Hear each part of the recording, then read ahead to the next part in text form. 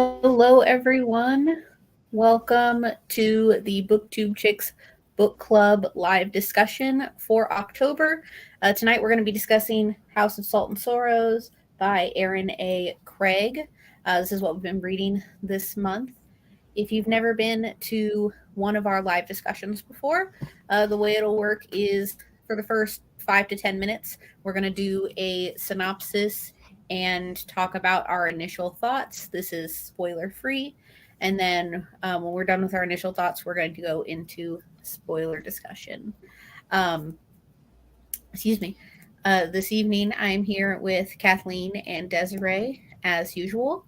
And really quick, before I let them introduce themselves, I'm going to do the synopsis of the book, and then they can go ahead and introduce themselves and do initial thoughts. So this book is a retelling of the 12 Dancing Princesses. Our main character that we're following is Annalee, and she lives in this, not a palace, but like an estate called Highmore with her sisters, and her sisters have been dying off from oldest, I think, going down to youngest, and each one is like more brutal than the last. And Annalee starts to think that something like it's happening for a reason, and she also has these visions that are making her think that they're not accidents. So basically, the entire book is figuring that stuff out. So, Kat, since you're right next to me, I will let you go ahead and start with your initial thoughts. I really surprisingly enjoyed the book. I know I read a lot of fantasies, but I wasn't really excited about this book because it had more of like the creepy vibes than normally the books that I read. So I wasn't necessarily like jumping off to excited to read this book, but I surprisingly enjoyed it. I thought it was interesting. It had that little bit of air of mystery to it. With the sisters dying off and us trying to figure out why, and then there's visions, and so I surprisingly enjoyed myself reading this book. I thought it was interesting. I did like our main character Annalee.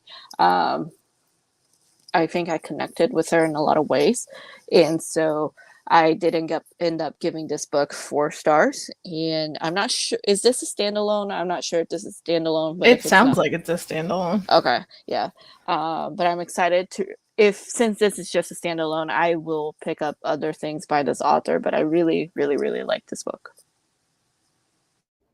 I also really, really enjoyed it. I'm sure at some point I probably read the synopsis, but when I started reading it, I was kind of tempted to be like, wait, what is this book about? And I decided not to. I was like, let me just enjoy the story for what the story is like, and I'm not going to really look up what it's about. It was a bit darker and creepier in some places. And I wasn't sure like what the deal with the romance was. Like I thought it was going to be more of a romance. I mean, I know there was still romance in there, but I thought that was going to be the focus of the book somehow.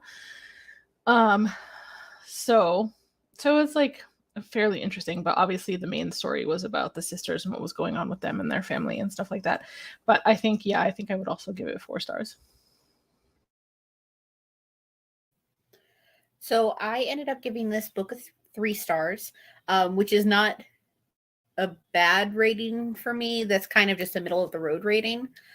This book definitely ended up being creepier than I thought it was going to be. I know I had previously tried to read it. I think it was sometime earlier this year or late last year, but I just wasn't in the right headspace for it at the time. But I was definitely interested in the story of why all of these sisters were dying. And let me just say that the plot twist at the end for who it was completely unexpected for me. And I guess we can just go straight into spoilers and start talking about it with that on that note. Is there a particular place anyone wants to start? Well, I just wanted to know if either of you have read the original story. Okay, neither have I, but I'm curious now. I'm tempted to go find it out. I know a little bit about the original story, and I definitely can appreciate how it was woven into this story Can with you? the visions. Is that the only difference though, or is like the whole setting different? Like, Can you give us an overview Oh, I'm of sure. what you know of the original story? What I Tell us know what is you that know. Yeah. what I know is that there are these sisters who I think they have like magical shoes, and they wear the magical shoes, and it I think they sneak out to like these balls in the middle of the night, and they dance all night until the shoes are worn, and that's all I know. do they die? I don't know. Okay. I don't think so. Okay, But I'm I just don't wondering know. how much of a twist she applied, or because I I kind definitely think. Go ahead.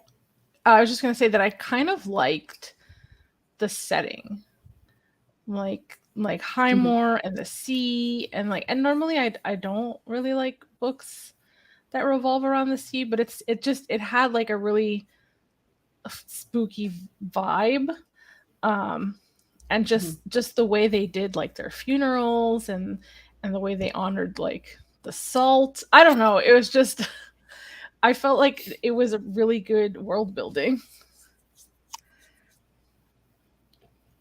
I definitely liked how, because I remember I was listening to it one morning, and I think I was confused at one point, but then I just kept listening and it kind of worked itself out. I really liked how it ended up they were sleeping, but they were basically sleepwalking as part of this curse.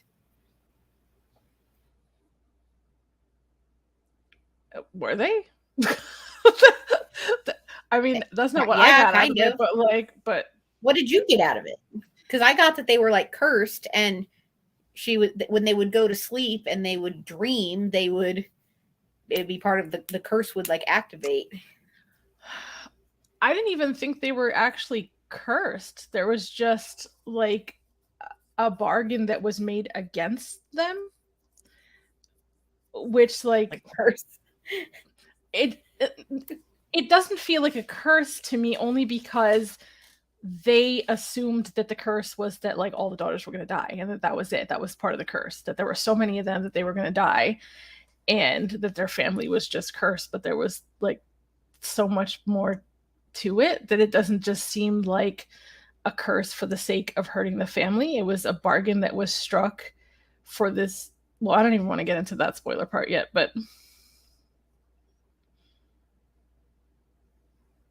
I was going to start and go that way, but we can go a different way. Tell me where you want to go. I got to figure out what the name was again.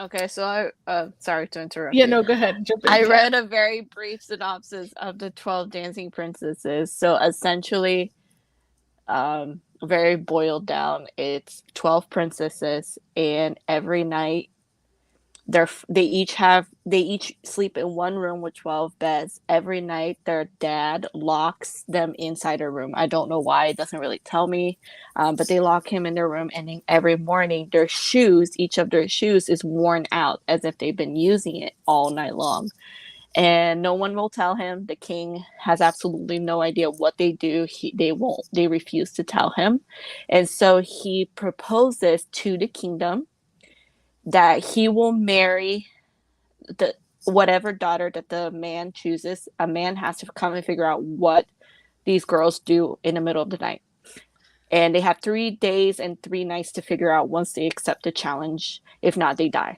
He's like, they're killed. The man is killed? Right, the man who accepts the challenge is killed. A lot of soldiers tried, no one can figure it out.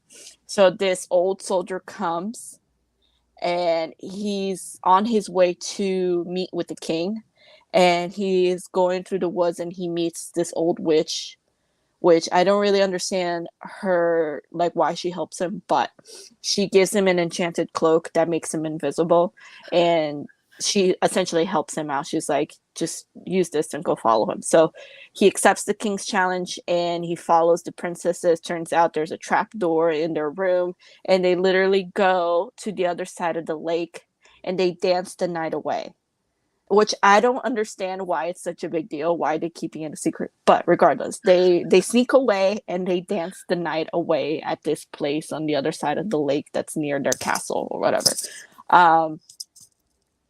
Anyway, the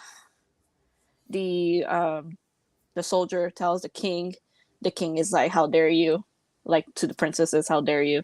And then the 12 princesses are punished by they're basically put under a curse that they have to dance every single night, whether they like it or not. I really didn't understand that ending, but that's what the summary told me, that they're put under a curse by the king to dance the night away. And also the soldier guy chooses the eldest daughter to marry. So Which is who? Oh, I have no idea. Okay. It just tells me, the synopsis just tells me that he chooses the oldest daughter because he's an older man, so he prefers the older woman, the older daughter, whatever. Okay, so did I just completely miss that they were sleepwalking? In this book, in this story? Well, isn't it towards the end that we find out that there's been sleepwalking, or did I misread it? I mean, that's I remember there was something where she sees her younger sister Verity, and she's like dancing.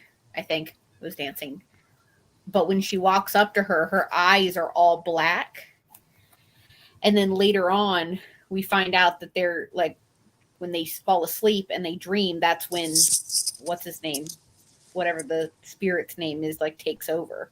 I'm trying to find the section real quick.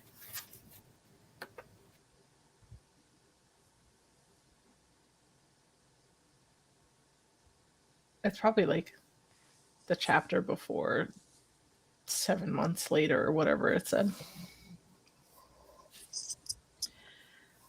It's like in chapter 32, 30, I don't know, 31, 32.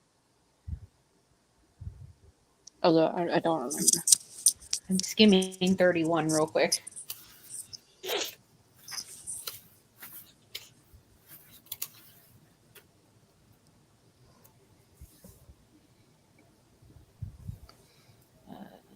Well, while you're looking for that, can we talk about how much of an asshole the dad was?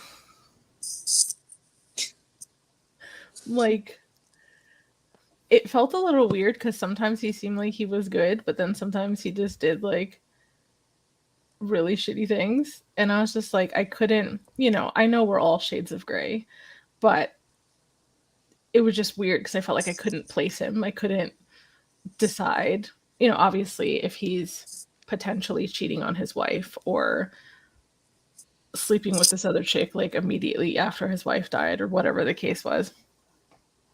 I don't know. He just like the story, I forget her name now. What was the stepmom's name? Morella? Yeah, the story that she was telling at the end about him, like him showing up with another woman on his arm and him slapping her or whatever. I was just like, what is like what?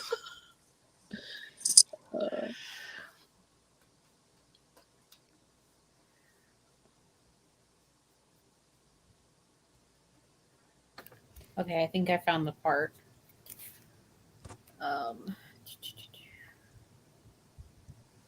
Because on 334 is where Kazamaris says like the parties weren't real, and then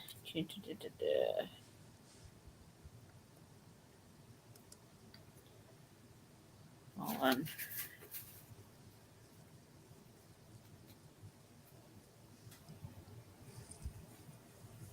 I think it's like starts at 334. And oh yeah, here it is. You said you make us see things. So I'm confused about the relationship between that chick and the other guy, the dragon guy. Cassius is Casimaris' nephew. Okay, but who is Casimaris in relation to the dragon guy? Oh, that part I don't know. Hold on, I might find it. I'm still skimming here. His name starts with a V. This. I think isn't it just like a yeah. Isn't it just like a henchman kind of thing? I feel like I remember. Oh wait, okay. Hold on.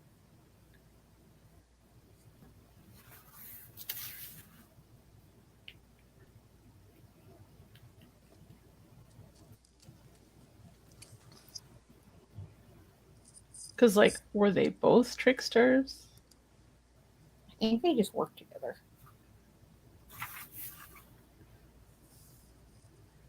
But was she the only trickster?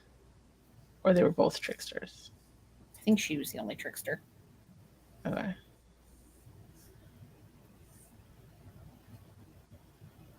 I can't find the line right now, but I remember there was like one specific line where it was like, you can't stop me. All they need to do is fall asleep. And it's like, you can't stop yourself from sleeping.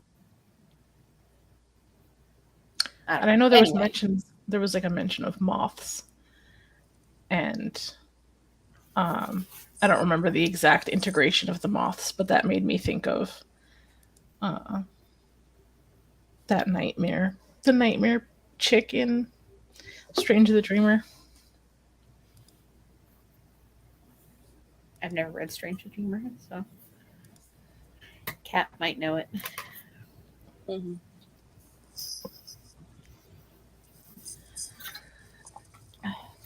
Yeah. I like, I know that I asked you, I was like, is this a retelling? And you answered, and I read it, and then for whatever reason, I kept thinking there was 9 sisters.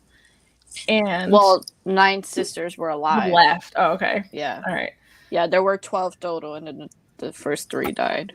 Because there's just so many names. I couldn't keep track of everybody. Who were the Graces? I know you asked that, and I was like, I don't know. Yeah, I can't remember. I know there was the dad, there was the stepmom. Was that the triplets? Why would they call them the Graces, though? Oh, like, because they're triplets, and to lump them all together. I'm not sure. Oh wait, are the? But the triplets were Rosalie, Lenore, and that other L name. But maybe the Graces were like Mercy and Honor. And was Verity the other one? Maybe. Or no, I don't know. Those sound like they could be Graces. Like their names sound like. Basically, what I'm summing all of this up to be is like, this was a good book, but it was a confusing book at the same time. I might reread it again. Yeah. Just because I feel like there was a lot of moving parts, and I feel like I missed some parts. Mm-hmm. Yeah, it's just like when there's that many characters and that many names. Yeah. Because I had trouble figuring out like who was the help, who was just another sister. Yeah. Hannah was Fisher's mom, but also like the maid or something.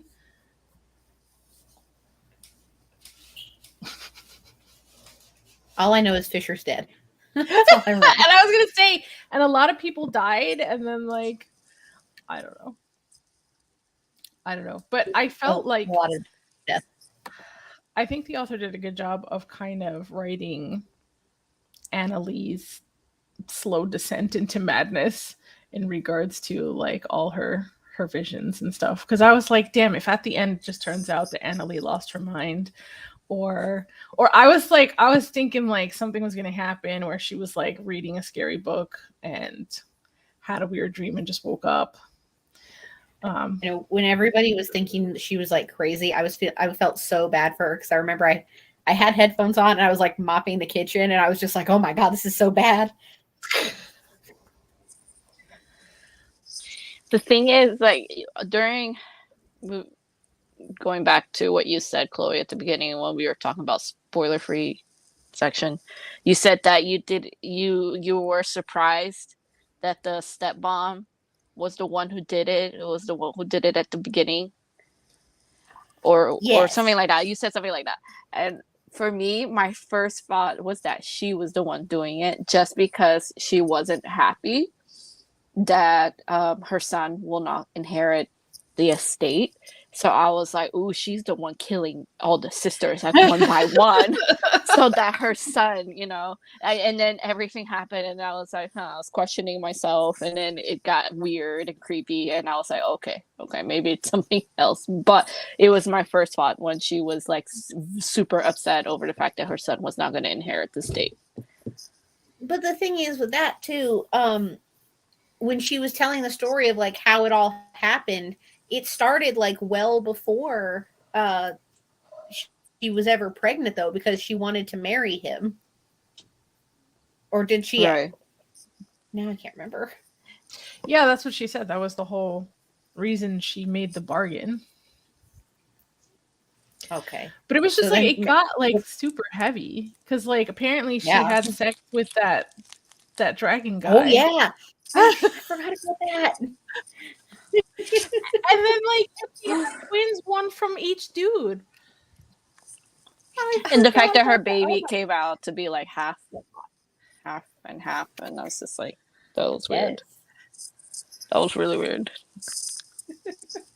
And then that's just pretty fucked up that he was like, well, you never said you wanted your son to be born alive. It's got deep. Oh yeah, that's right. It's just like, I was so uncomfortable because I don't have the physical book, so I was listening to it and I was like, I was so comfortable when I heard that. I was like, my face dropped. Yeah, here it is. Viscardi and I had to seal our bargain somehow. Like, what? I was like, damn.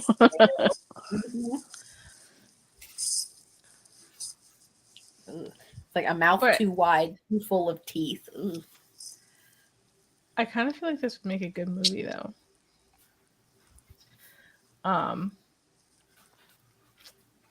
And like earlier in the book, she was describing how like she felt like the two babies were like fighting each other in her womb, which was pretty intense. And then, then to come to find out later on that one's like only half human, totally like killed his sibling in the womb. This book, really, I think what comes down to it is this book is wild.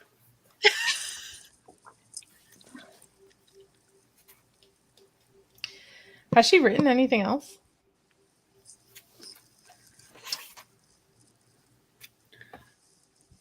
I feel like yes, but it's not in here. I'm gonna look it up. I might also be confusing this book for something else, but I thought when this was going around, people were talking about how it was like a dark romance.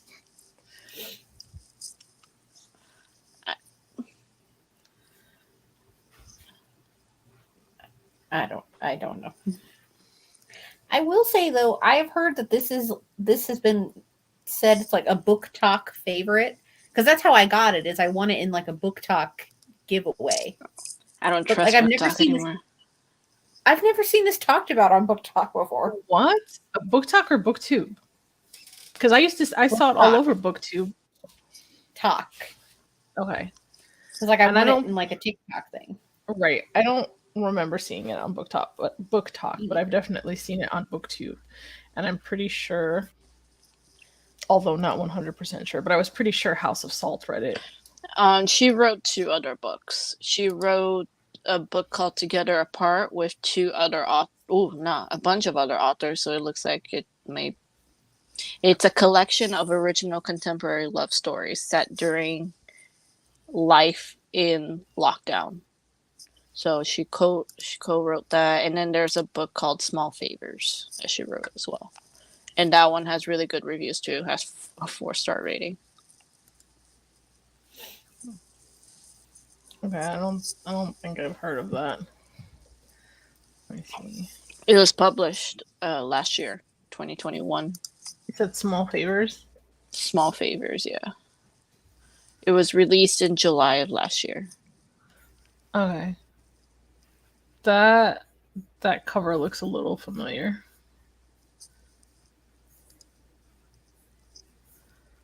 Okay. It looks like it has a creepy-ish vibe too. So it says mesmerizing and chilling fairy tale-esque novel about Ellery Downing, a young woman in a small town with monsters lurking in the trees and dark desires hidden in the shadows. In Amity Falls, nothing is more dangerous than a wish come true. Dun, dun, dun. I may check that out.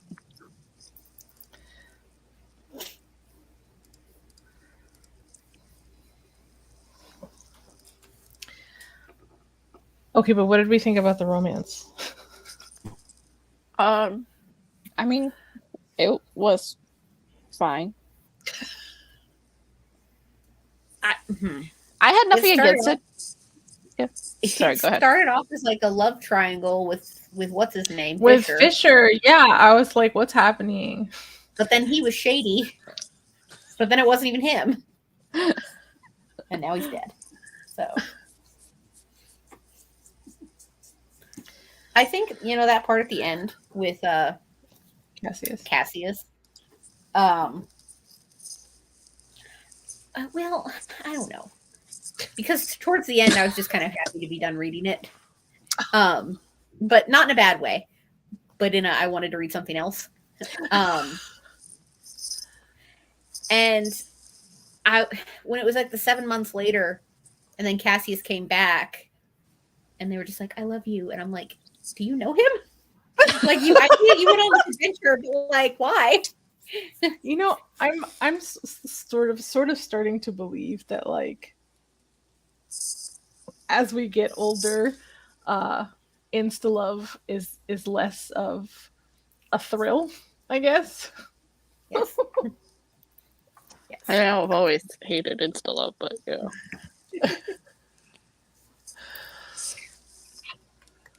I don't know. I was just like, what? Nothing. Go ahead. Like they could be like all for each other. They could be totally lusty. Like just don't use the word. Just don't use the word love. You know what I mean? Like yeah, but we also say that for book 2. I mean, the way I think of it is that they're also like supposed to be teenager years. So I mean, I don't know about you, but my friends used to throw that word around like it was candy back in high school. So I kind of understand. Me, no. No, yeah. But yeah, so that's what I think that they throw around because they think that teenagers also throw the world around like no big deal. So I remember my mom having a talk with me one time because there was like this boy that I had a huge crush on, and it was a while. I had a crush on him for like a long time. It felt like a couple of years, and I remember saying that like, and I didn't say it to him, but I remember saying it to like my mom or something, but I love him. And she was like, that's not real love. That's puppy love. Yes. yeah. Yes. I was like, puppy love? What the hell does that mean? You're like, no, Mom. It means you don't know jack shit. That's like, I'm keeping it real for you guys. But like, I'm just glad Cassius wasn't, I don't know. He came off as so smooth. It was definitely concerning.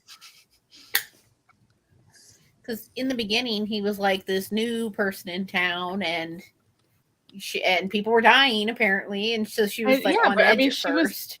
She was immediately getting butterflies from the moment she laid eyes on him. Oh man. We may complain about it, but it's entertaining to read. Because you're just like, oh my goodness, these kids. Yeah.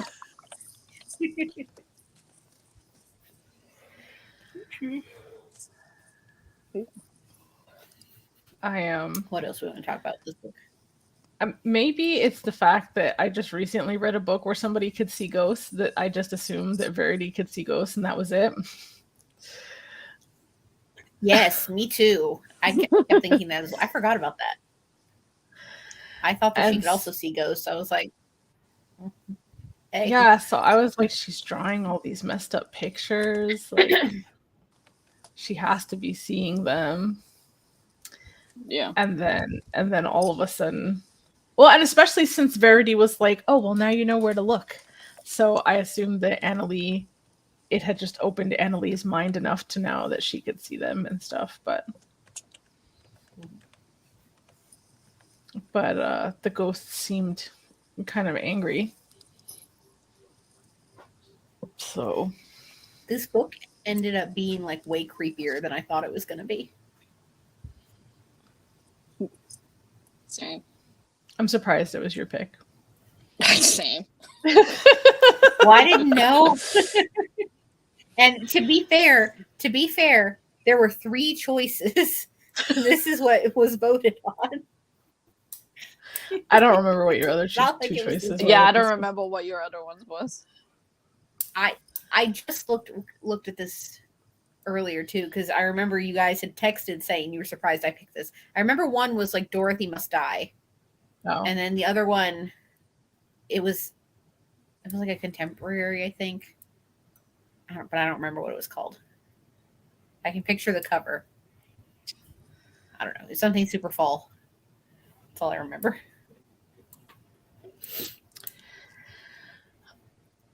It was, I feel like this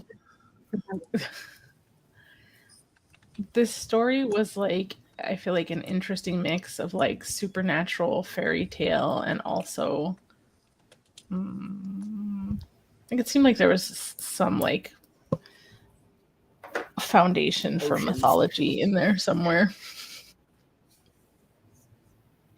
The salt and the water. But it kind of had a lot going on. You know what I thought was going to happen because of like the salt and the sea? I was like, somebody banged a mermaid. Like, I was just, what? I was convinced that somebody banged a mermaid and there was just like some weird stuff going on. And then the mermaid was like, no, actually, right before I asked you if it was based on anything, it was reminding me of The Little Mermaid and all her sisters. And so I was like, what kind of a retelling is this? You're like, I was not prepared for that.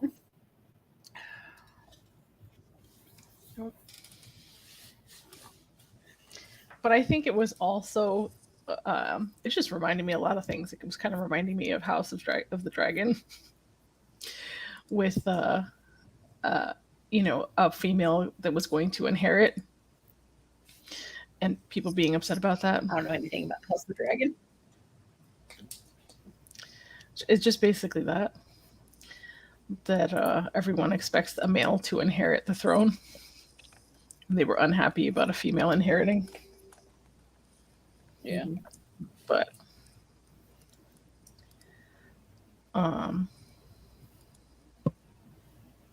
so did they say why Fisher died? Casimaris killed him. Oh. So Casimaris used him to kill all the sisters, and then when she was done with him, she killed him. That's fucked up.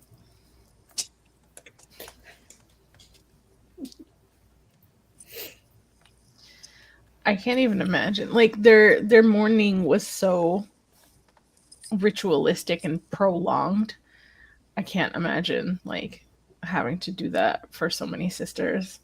And I thought it was kind of interesting that that's what the stepmom had mentioned, that she was like, he told me that when he was done mourning your mom publicly that we could get married, but then your sister died, and then another sister died, and then another sister died. It's like never ending mourning. Yeah. Which, like, I understand why Anna Lee was, like, angry that they were going to stop mourning because it's, like, a sign of respect. But at the same time, I also understand it of, like, you're never going to be able to get married or anything if you're consistently in mourning.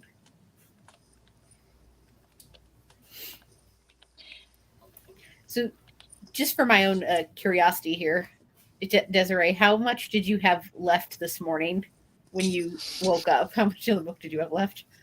All of it. That's okay.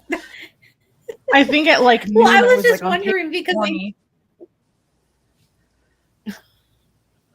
I was only wondering because I know normally you always have a ton to say in the live shows, and I love it. And now I'm like, when did you start it? I was just curious because I didn't know how fast you were like reading it at.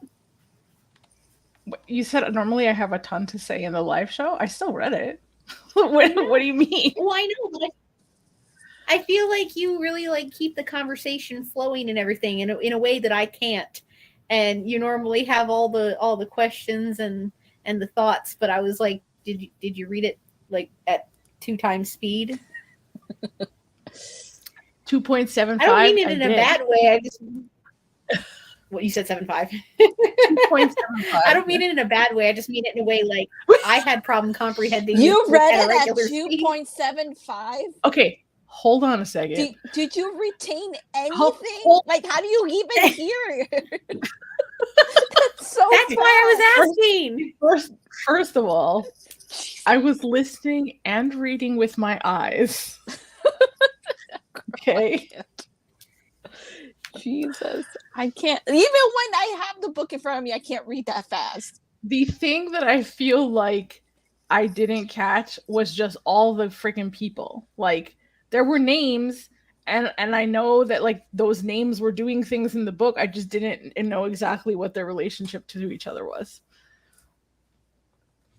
But outside of that, and I'm just talking about just the women's names.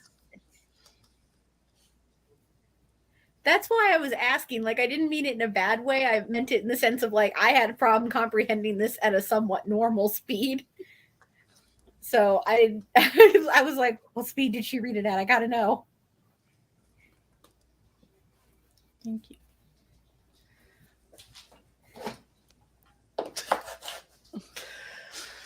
What do we want to? I still feel like the story was very engaging, so I feel like I was keeping up pretty well. It definitely had a lot of elements that kept it going, even though with the tons of characters, I didn't know what was happening sometimes. Yeah. I think I can safely say that I only zoned out at one point in this book, and that's when I had texted. Well, I had texted Kat, and I was like, "If you started the book, like, what page are you on?" Because I needed clarification on something, but she hadn't started it yet, and I was like, "Well, I guess I'm just gonna move on." But where was that? Somewhere in like the 3/4 of the way through. But what was happening in the book? Do you remember? I think that was the part where they found out that they weren't really like going anywhere. Like it was just like sleepwalking, sleep dancing. I just needed clarification.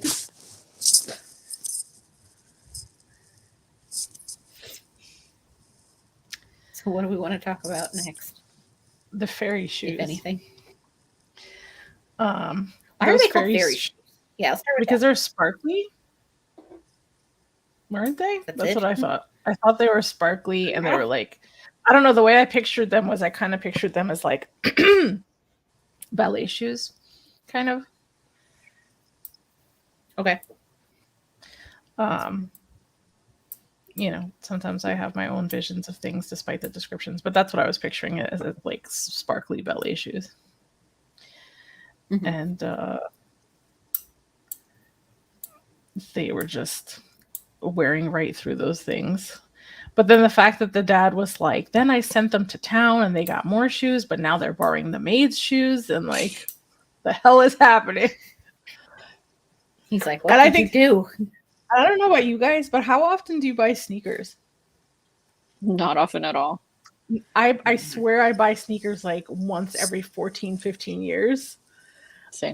But John goes through them in like 3 months. John has to buy like new shoes every 3 months because he wears right through them. But I also buy like cheap shoes. Like I'm not those girls that have to have like a new pair of shoes like every week or every day. Like I wear my shoes until they literally rip apart, and I buy the really cheap shoes so they rip apart easily. So I buy a new pair of shoes at least like once every 3 months ish.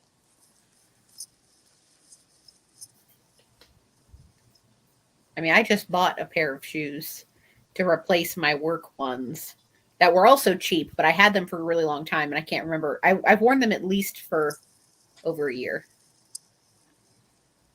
I don't know. They were like rip-off Toms. Yeah. So what's funny, just continuing on this shoe path, is that I don't know if you guys have experienced it, but growing up, my family would always bring their shoes to the shoe repair place, and they would get like new soles put on them and like whatever it is they needed. And I just think it's kind of interesting that we don't really do that. Like, I mean, so in Brazil, shoes are very, very expensive. So I remember being like a little, like really, really young, going to a shoe repair place and dropping off my shoes. But that's because shoes there are super, super, super expensive, like mega expensive. And there's no point in buying a new pair of shoes because it's cheaper to get it fixed. Here's the opposite. Yeah. It's much cheaper to just buy a brand new, unless you have like a very expensive pair of shoes from like these luxury brands. Yeah. And it's just cheaper to just replace it. So, and that's why shoes tends to fill up a landfill. So it's like millions For of shoes. my own curiosity, it like in US dollars, like how much is the average pair of shoes in Brazil? It's not so much like it. If I were to go to Brazil and buy shoes, they're actually cheap for me because I make a salary in dollars. I'm converting from real to dollars. In there, because they make like their income is so small, the shoes end up being like let's say $300 to $400, and they can't afford that. So Okay.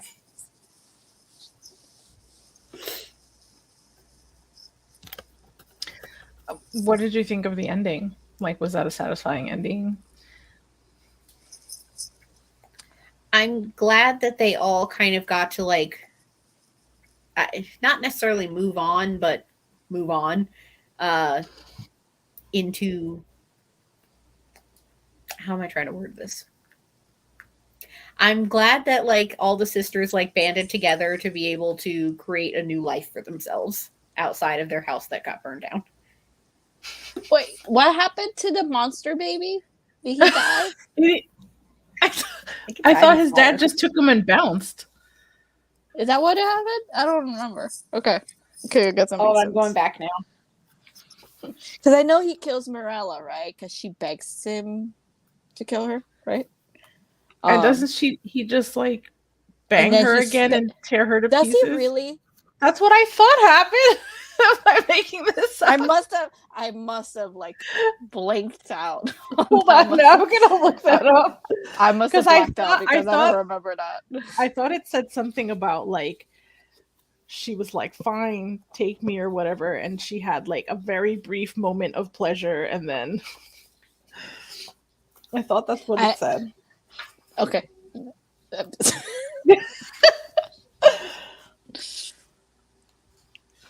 Hold on, let me see. Yes, he took the baby and bounced. Okay.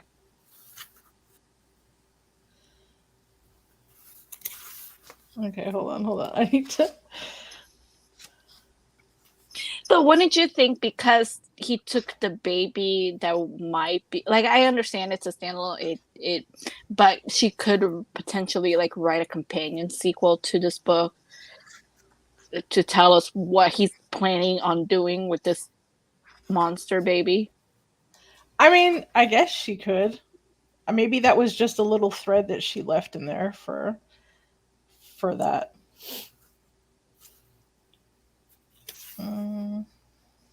Okay, so Morella didn't die in the fire. She turned into a pile of bones, I think. Hold on. Because I think it was Viscardi who did that.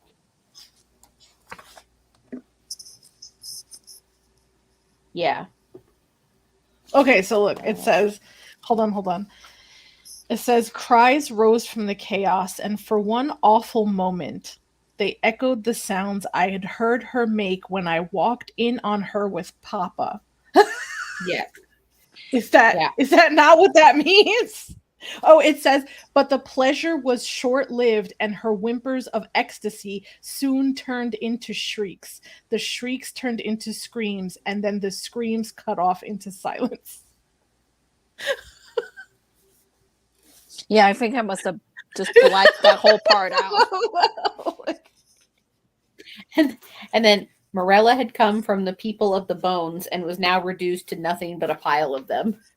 A man once more, Viscardi turned to us, a lusty appreciation shining in his flaming eyes. What the hell? But like, anyway, that was wild. All of that was that whole book. I still give it a 4. And maybe it's worth a reread. Kat, do you think you're going to reread it? Probably, yeah. Just because I feel I need to get like not the physical, like an ebook from the library and listen to it at the same time. Because, yeah, I got to stop doing like the whole just listening to it. I miss so many of the minor details. I just recently did that with Allie Hazelwood's book, and like I told Chloe, I was like, I don't know, man. I think this was a 2. And she was like, what? Because she gave it a 5. And I was like, I'm going to wait till the ebook comes out and then I'm going to reread it. And I just finished it like today. And I give it a 5. So like, that's a big difference from just listening to reading it with my eyes. Yeah. So. But yep, it still gets a 4 from me. Yeah, I really enjoyed it. Is there anything else? Nope, just that it's like it's. Is that? Okay. I think it was a good October pick. I agree. Even though I only gave it a 3, I definitely think it was a good like pick for Halloween. Wanted Halloween vibes.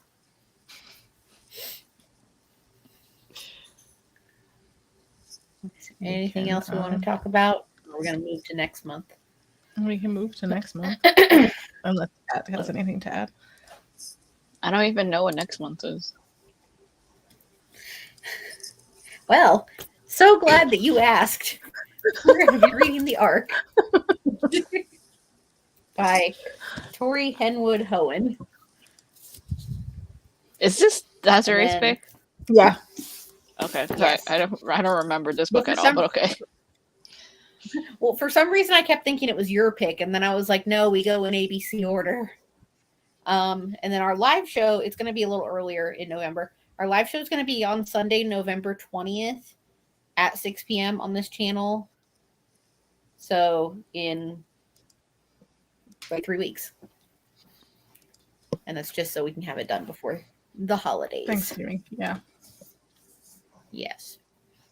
And then we have a couple things. Next weekend, on November 6th, Desiree and I are doing the quarterly romance book club, and we're reading, I don't have a copy of it, but we're reading 3 Kisses, 1 Midnight by Roshani Chokski, Evelyn Sky, and Sandhya Menon. And then November. Did that end up being 3 separate stories? Shows. Yes, kind of. It was 3 separate stories, but they're all woven together. So like they interconnect, but following a different character in each one. I finished it this morning. November 19th, we're doing Pages and Pals on Kat's channel. and that's going to be at 8 p.m. Eastern. And that's just some reading sprints, and then the next day is the live show for the arc.